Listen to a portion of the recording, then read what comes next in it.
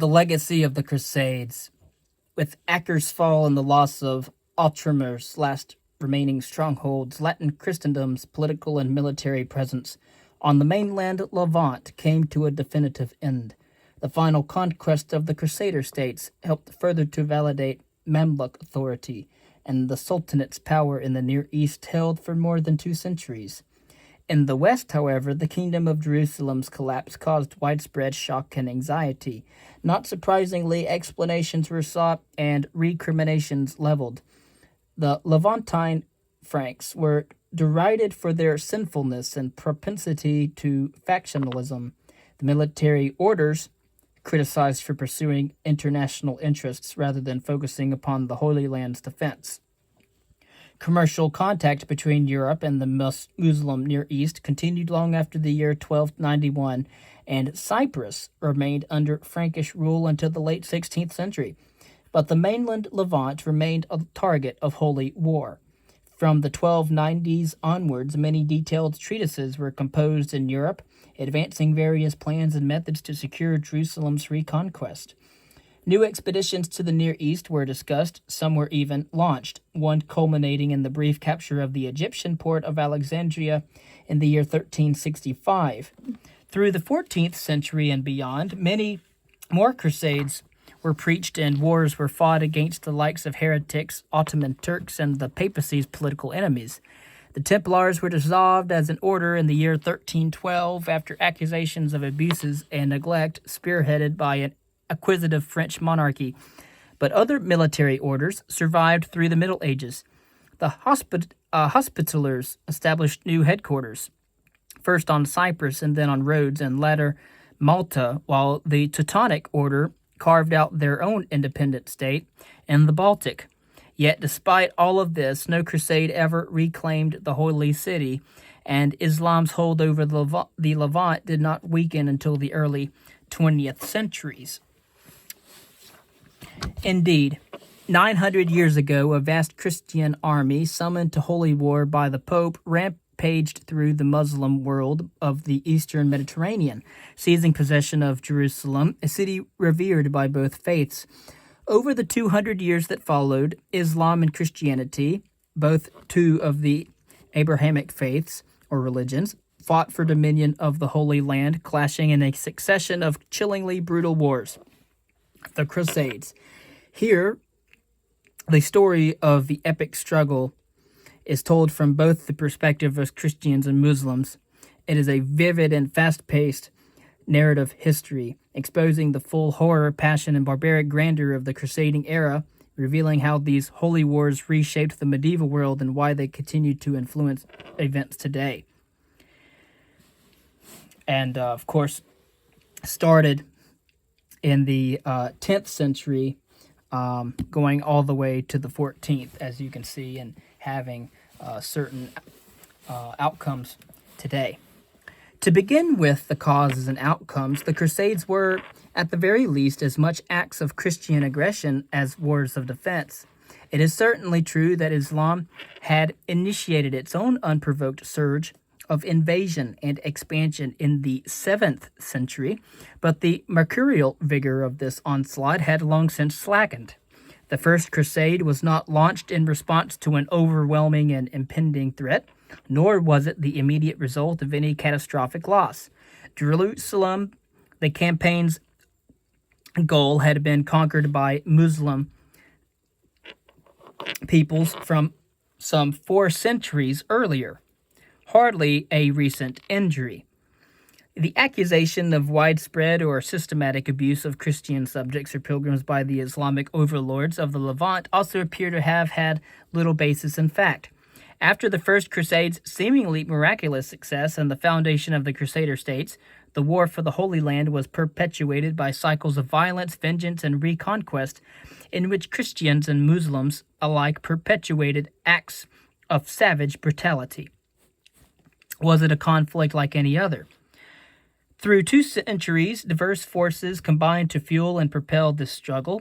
These ranged from the ambition of popes to achieve Rome's divinely ordained ecclesiastical primacy to the economic aspirations of Italian merchants, from notions of social obligation and bonds of kinship to an emerging sense of chivalric duty.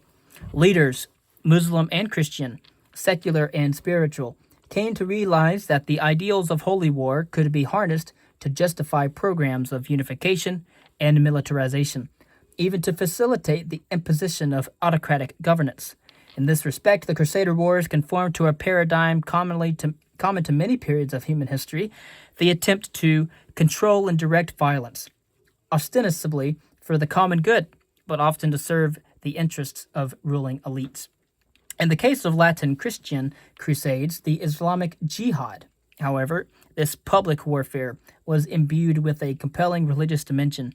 This did not necessarily lead to a conflict marked by uniquely barbaric acts of violence or especially entrenched enmity, but it did mean that many of those involved in the contest for control of the Holy Land earnestly believed that their actions were enmeshed with spiritual concerns.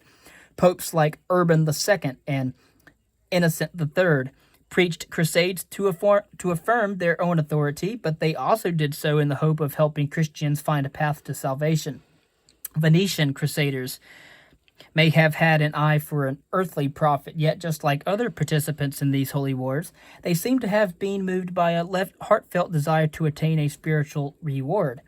Even a power-hungry warlord like Saladin, content to exploit the struggle for his own ends, evidently experienced a quickening sense of pious dedication to Jerusalem's reconquest and defense.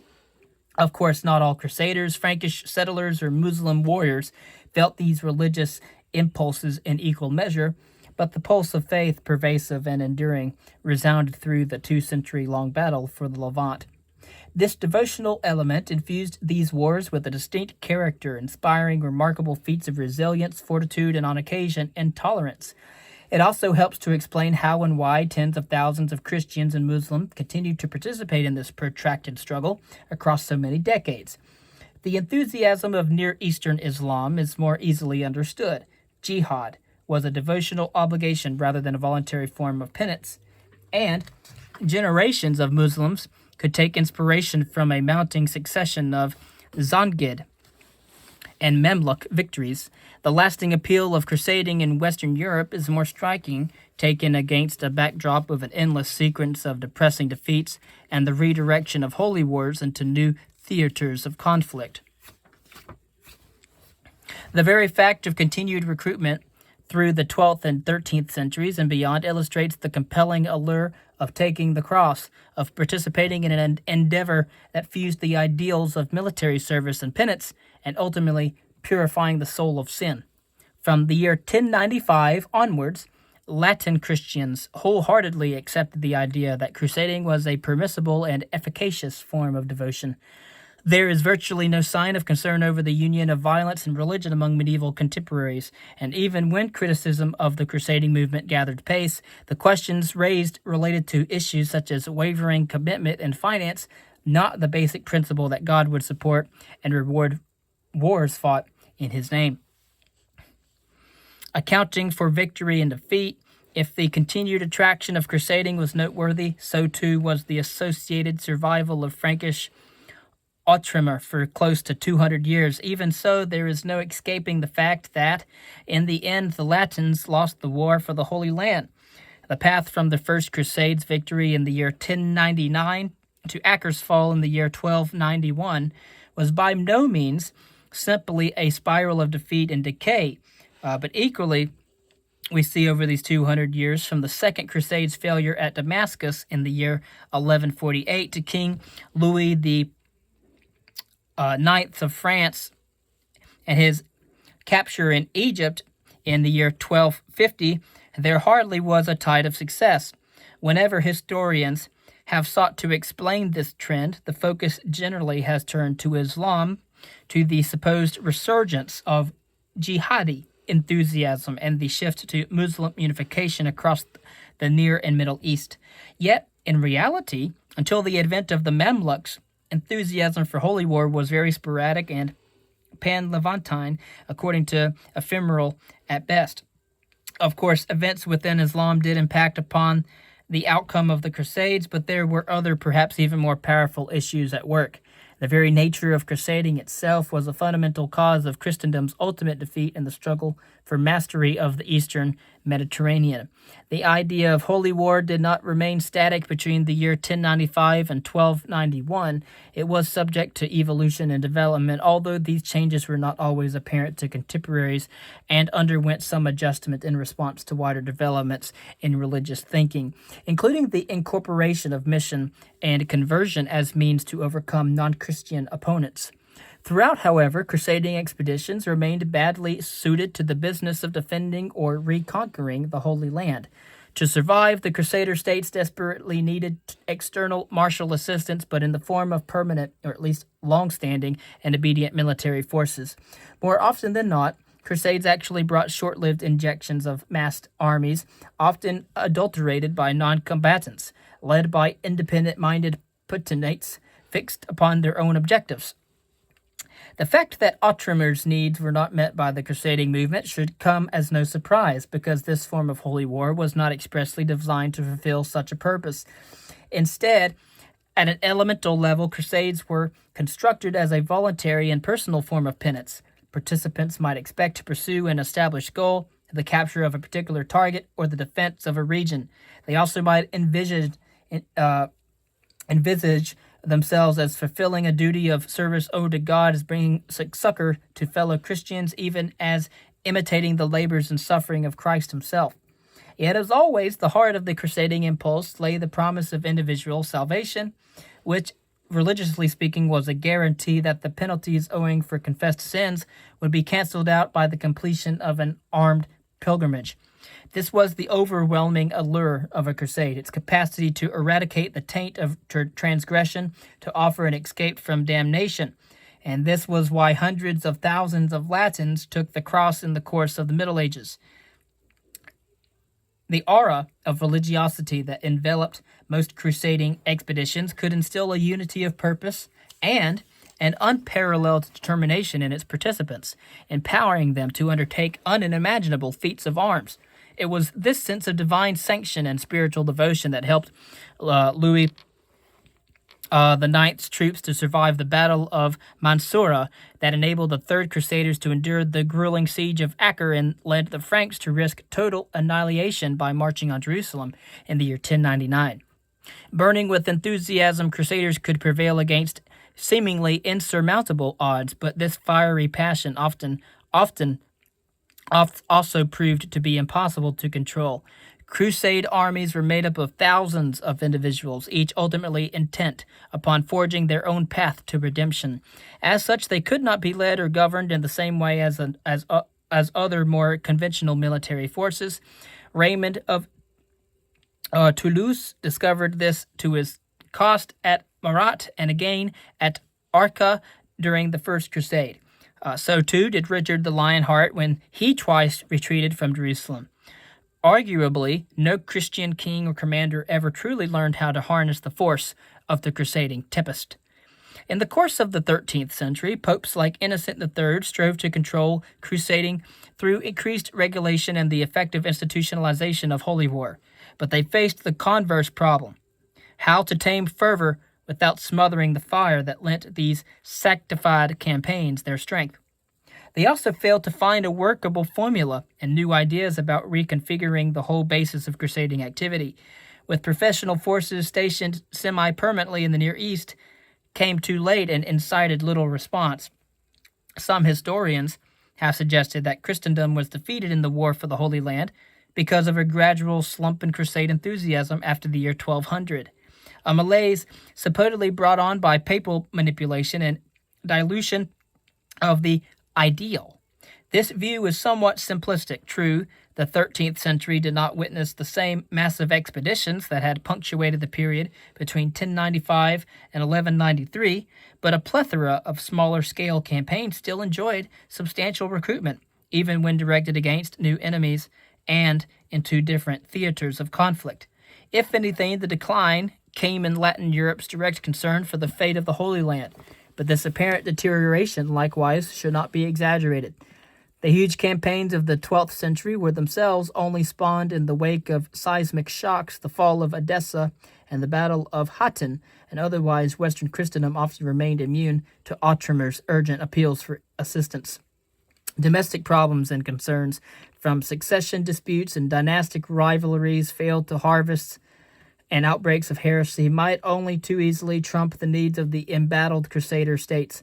Evocative and potent as the fate of Jerusalem and the Holy Land might be, the course of crusading history proves that most Latins living in Europe at the time did not exist in a permanent state of anxiety over events in the East, and thus were rarely willing to append their lives at home to save a distant, if sacred, outpost. In reality, this was a function of another, decidedly practical consideration that impacted upon the outcome of the battle for the Near East. In physical and conceptual terms, the Levant was simply a long way from Western Europe. Christians living in France, Germany, or England faced journeys covering thousands of miles to reach the Holy Land. The huge distances involved caused significant difficulties when it came to mounting military expeditions or even maintaining regular contact with the Latin settlements in the East. The comparison is by no means perfect, but the other major territorial contest being played out between Latins and Muslims, so-called Spanish Reconquista, ended in Christian victory, at least in part because of the basic fact of Iberia's relative geographical proximity to the rest of Europe. Outremer's problems of separation were partially alleviated by the rise of the military orders as supranational institutions and the growth in trans-Mediterranean trade, but the gap was never fully bridged. At the same time, the Levantine Franks failed to cooperate fully or effectively with the Eastern Christian allies from the Byzantine Empire to Sicily and Armenia, who could have helped to mitigate their isolation and allowed themselves to become embroiled in countless highly disruptive internal power struggles. And for all these reasons, Outremer found itself in a precarious state of vulnerability throughout much of the 12th and 13th centuries. Nonetheless, it took a concomitant degree of strength and advantage for Islam to be capable of exploiting Frankish weakness. The Crusader Wars were not fought in the first instance in the political or cultural heartlands of Eastern Islam, but rather in the frontier zone between Egypt and Mesopotamia, and neither can the Holy Land be characterized in any way as a uniformly Muslim society. Yet even so, in the long run, Islam did benefit from the physical propensity of the Levantine battlefield and the inescapable fact that it was waging a war on what was tantamount to home ground. The Muslim world was also lifted to victory in this prolonged struggle by the insightful and charismatic leadership offered by Nur al-Din and Saladin, and by Babar's unflinching ruthlessness.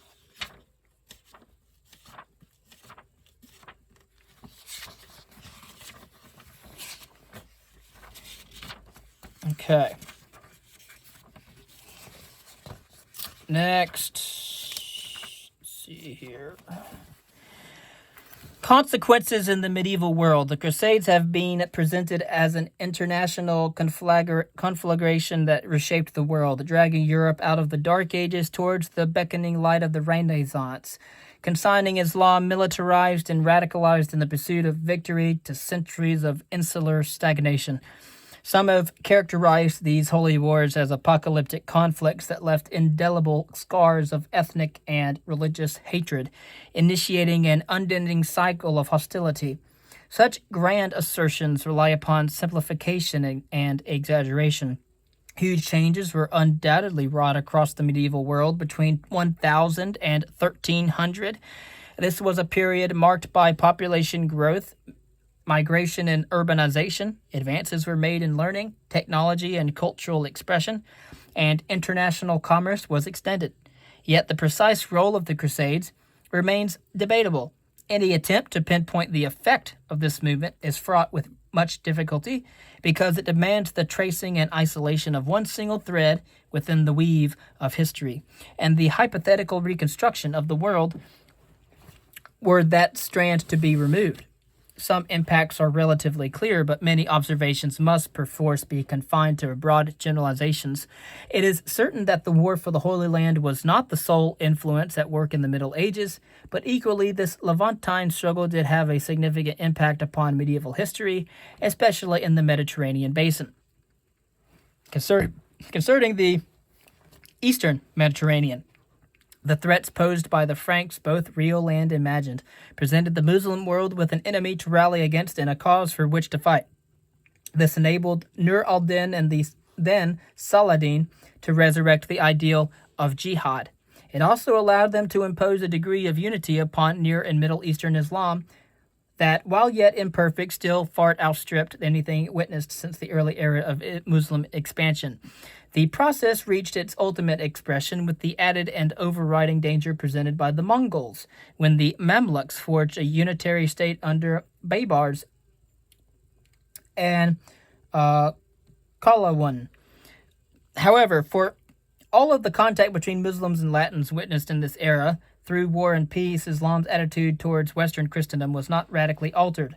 Old prejudices remained, among them popular misconceptions about the worship of Christ and God as an indication of polytheism, as well as entrenched antipathy toward the use of figurative religious images forbidden in Islam, and wild assertions of Frankish sexual impropriety. Familiarity does not seem to have bred much in the way of understanding or tolerance, but equally, contrary to the suggestion of some scholars, the advent of the Crusades did not prompt widespread deterioration in Muslim relations with indigenous Eastern Christians.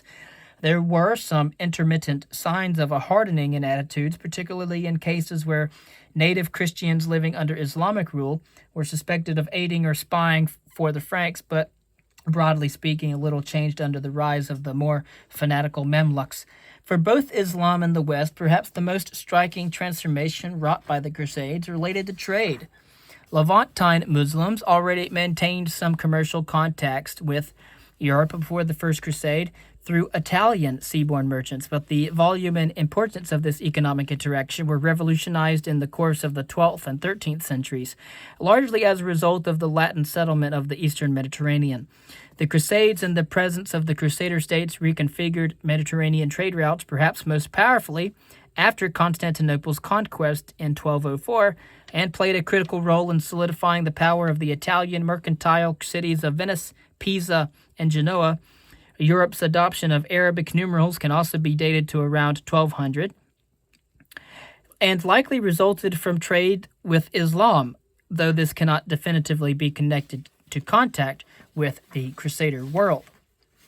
The Franks residing at Outremer did not live in a hermetically sealed environment. Pragmatic reality and political, military, and commercial expediency meant that these Latins were brought into frequent contact with the native peoples of the Levant, including Muslims and Eastern Christians, and later the Mongols. In this way, the Crusades created one of the frontier environments in which Europeans were able to interact with and, in theory, absorb, to some manner or another, Eastern culture.